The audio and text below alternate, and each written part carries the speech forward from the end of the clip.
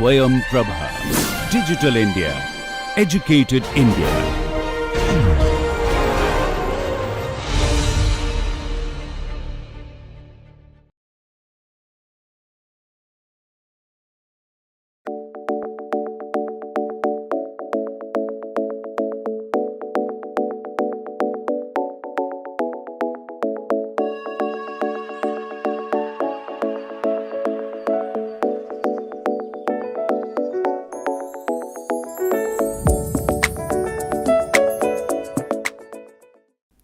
Welcome to the last lecture of week 5. Today we are going to solve another example of shear center of thin walled open cross section. Shear center of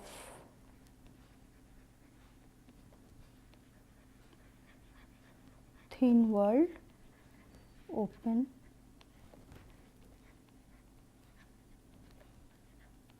cross section B. So this is what we are going to discuss today. So let me take this example where the black color line shows the thin walled cross section. So this is a thin walled cross section with uniform thickness T.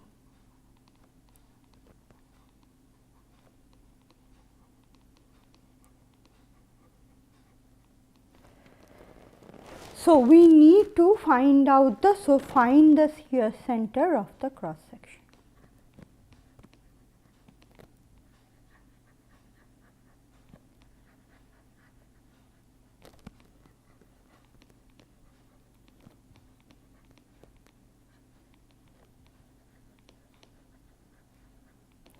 Okay, so let us see this cross section. So this cross section is again symmetric about the x axis.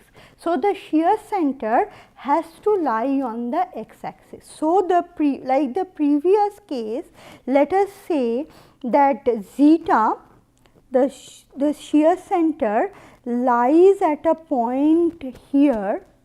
So lies at a point here. So this is my shear center, which is at a distance zeta from the center of the semicircle. So O is the center of the semicircular portion of the cross section. So let us say that the shear center is placed on the left hand side of the cross section at a distance zeta from O. Now similar to the previous example, since we already know that the shear center is passing through the x axis, we will take only Sy passing through the shear center, and we will equate the moment because of Sy about any arbitrary point on the cross section and the shear flow in the cross section .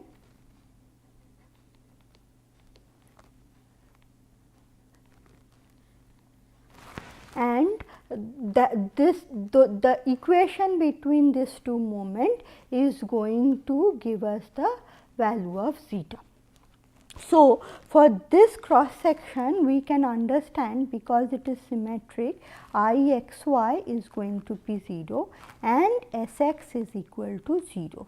Therefore, my expression for shear flow is going to be similar to the previous case, which is going to be Syt by Ixx into y ds. Now let us find out Ixx for which is going to be vary between 0 to s. So now let us find out the expression for Ixx. The expression for Ixx for the top and bottom straight flanges are going to be 2 times At into A square. Plus we have to find out the Ixx due to the semicircular portion. So here also let us use the symmetry of the semicircular cross section portion, and let us take 2 times theta varying from 0 to pi by 2 as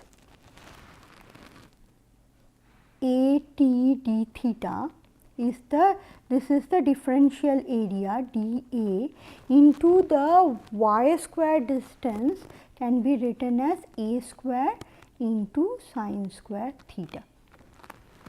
So, a square into sine square theta. When theta is equal to 0, the distance from the x axis is 0. When theta is pi by 2, it is maximum. And a by at into d theta, a d theta is basically a small portion of the cross section, and twice into that is going to give me the entire cross section.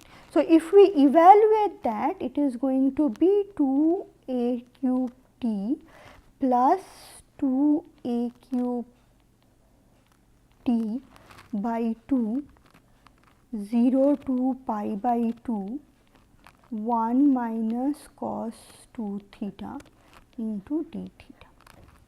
So, if we evaluate this further, we have 2 a cube t plus 2 plus a cube t into, if this is going to be theta minus sine 2 theta by 2 0 to pi by 2.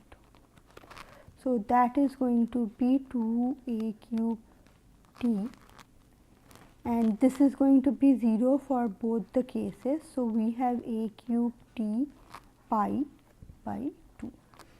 So, therefore, the expression for this is a cube t 2 plus pi by 2. So, this is Ixx.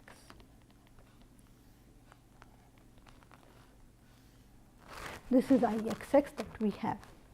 Now, let us try to find out, let us just name the point. So, let me call it as 1, this is 2, this is 3 and this is 4. Now, let me try to find out the shear flow. So, for flange 1, 2,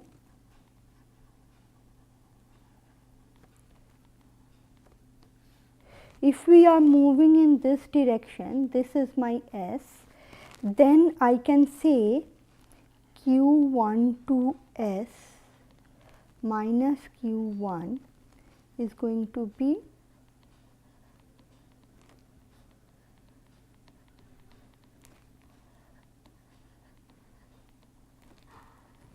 now y for flange 1 2 is, so S is going to be between a to 0 and y is going to be minus a.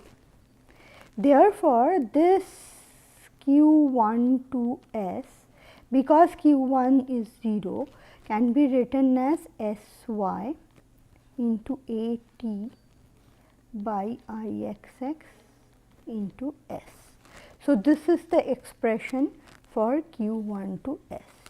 So, from this expression we can find that Q2 is Q12 into SA, which is Sy a square t by Ixx.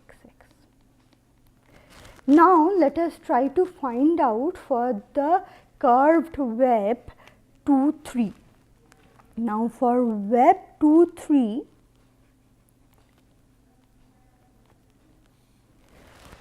we can write Q 2 3S minus Q 2 is going to be minus Syt .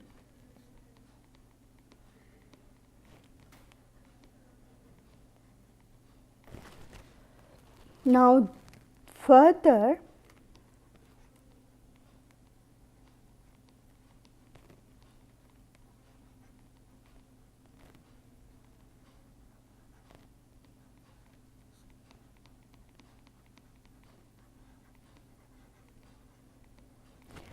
so, for this particular case, if we substitute the value of y, So, y can actually be written as S is going to vary between pi into a to 0. So, this is the direction of S, and y is going to vary between, so y is going to be equal to a cos theta. So, when theta is measured from this vertical axis. So, when theta is equal to 0, y is equal to a, and when theta is equal to pi, so we are measuring theta from this point. So, this is theta. So, when this is, so we are measuring theta that such that when theta is equal to 0, y is going to be a. So, we are at this point, and when theta is pi, y is at this point. Okay. So, if we substitute this into this expression, then Q23S can actually be written as Q2, which is Sy a square t by Ixx minus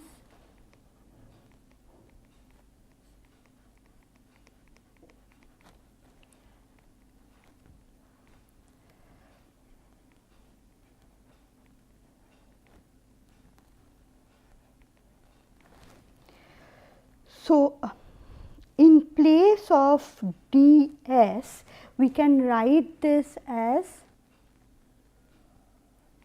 a d theta, and therefore, this is going to vary from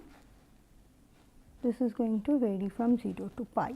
So, therefore, this can be written as Sy a square t by Ixx minus Sy t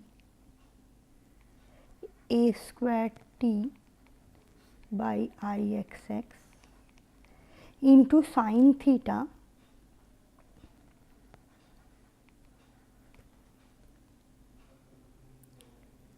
So, this is going to be up to theta, sorry, it is not going to be up to pi. So, it is going to be sin theta. So, that's all will be the expression for Sy. So, this is how we have got Q23S as well. So, let me write it down. So, Q12S therefore is going to be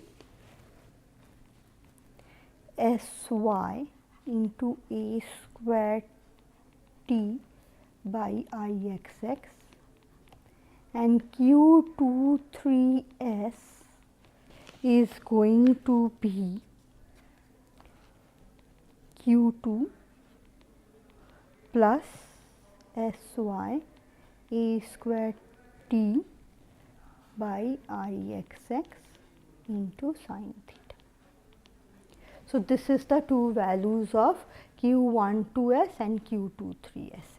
Now, if we take the moment about O, the calculation will be very much simplified, because if we take moment about O, then the moment due to Q12 and Q34 are going to be similar, and if we just find out Q12, we can multiply by 2 and get the portion for Q34. Similarly, if we find out the moment from 2 to 3, the moment term is always going to be A. So, let us see what is happening. So, moment due to, so we are going to take moment about O. So, if we take moment about O,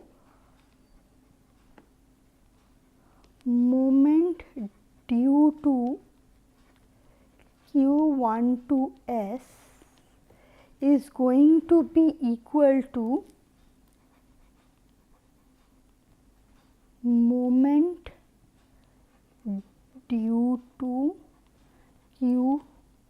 d4s.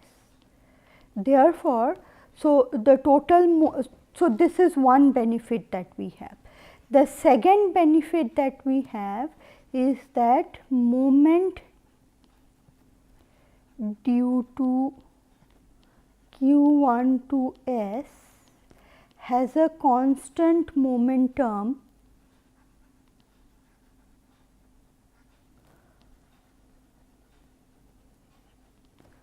arm equals to A.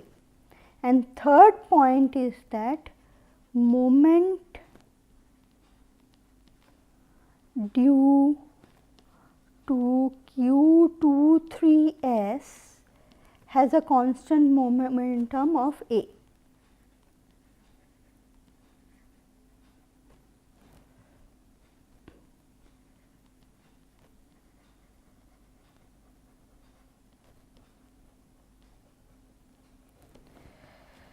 So, therefore, we can say that q1 to s can actually be written as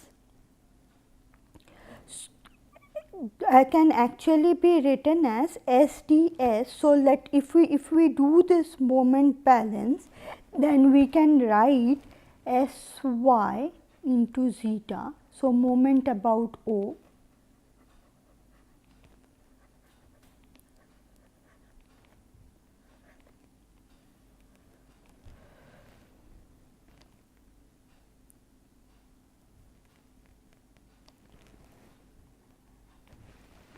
So, we can write moment about O as Sy zeta can be written as 2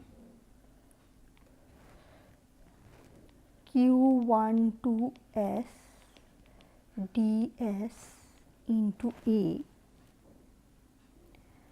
minus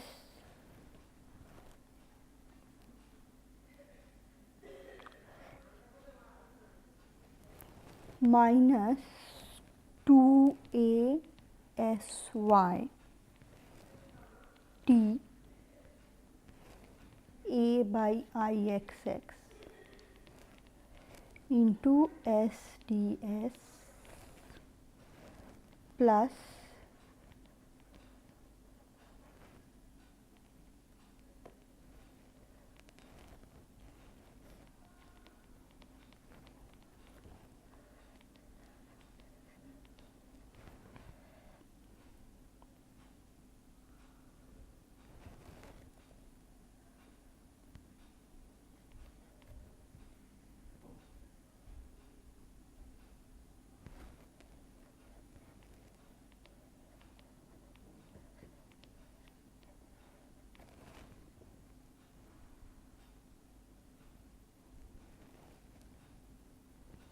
so if we calculate this, this ends up being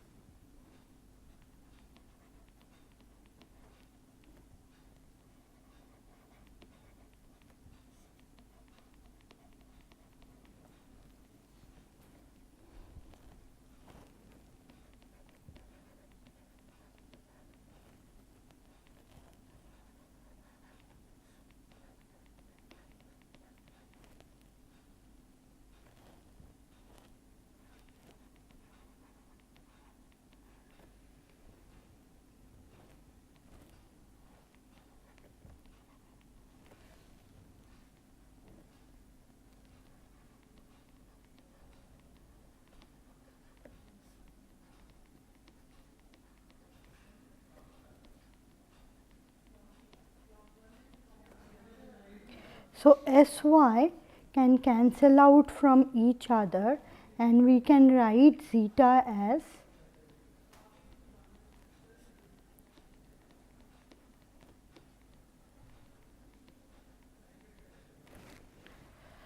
So, this is the expression for shear center or the location of shear center on the x axis for the given cross section.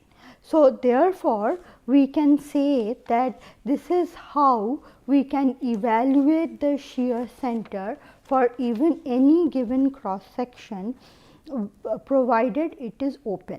So, if it is symmetric, the evaluation of the problem becomes even more easier, and we can easily find out the elongation, we can easily find out the expression for the shear center.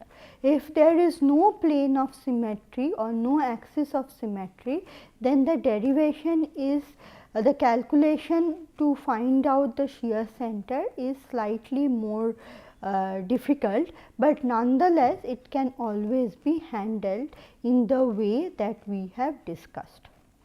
Now, let us talk about some common cross section, and let us see if we can find out the shear center for this cross section. So, if I have a cross section like this, like a T section, so this is a T section of a beam.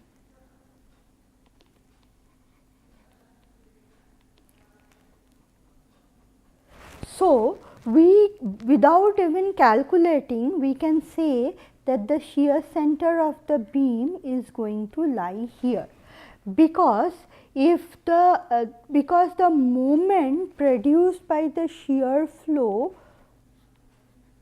this QS and this QS and this QS is going to produce 0 moment about this point A. So, therefore, if the shear force, applied shear force passes through any other point apart from A, then the shear center, then there would always an unbalanced torsional moment because of the applied shear force. So, the shear center has to lie at point A, which is the point of junction between the flange and the web.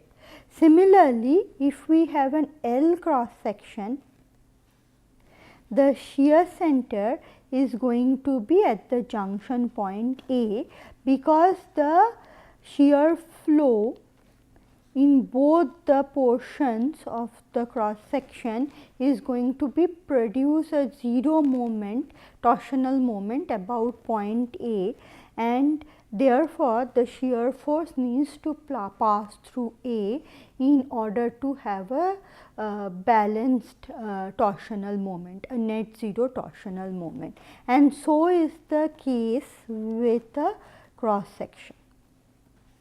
So, this is the shear center of the cross section. So, therefore, for certain cross section, without even evaluating the shear flow in the different portion of the cross section, just by inspection we can say where the shear center lies, and thereby we can find out that the shear center for beam cross section where two portions of the beam are crossing each other is likely to be the shear center of the cross section. So, with this we will end this lecture. In the next week, that is week 6, we will discuss about shear flow in thin wall cross section but closed, and also find out the shear center of thin wall closed cross section beam. Thank you.